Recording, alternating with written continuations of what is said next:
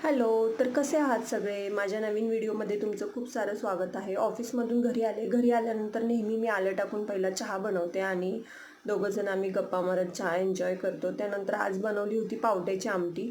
तर आमच्याकडे पावट्याची आमटी बनवताना ना पीठ टाकून पावट्याची आमटी बनवली ना खूप छान होते आणि मला पण खूप खायचं क्रेविंग झालं होतं.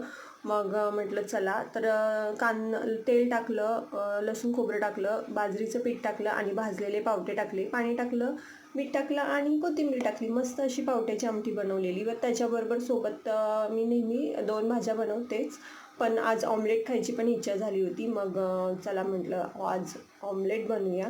पण ऑमलेटमध्ये कांदा वगैरे नव्हता टाकला, फक्त मीठ आणि चटणी, मला असंच आवडतं, आणि कोथिंबीर टाकलेलं. तर ऑमलेट बनवलं. ज्यावेळेस मला जे जे खायचं क्रेविंग होतं ना, किती ऑफिसमधून दमून आलेली असू किंवा किती कंटाळा आलेला असू, मी ते बनवते आणि खातेच. हा माझा म्हणजे ठरलेला नियमच आहे. गरमागरम भाकरी केल्या आणि जेवण केलं.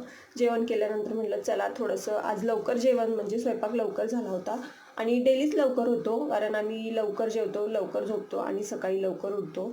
हा आमचा नियम आहे. म्हणलं चला जेवण झालं आहे, चला कुठेतरी जरा बाहेर राऊंड मारून येऊ. 8:30ला जेवण तर रेडी होतं. छान तिघांनी बसून जेवण केलं आणि थोडं बाहेर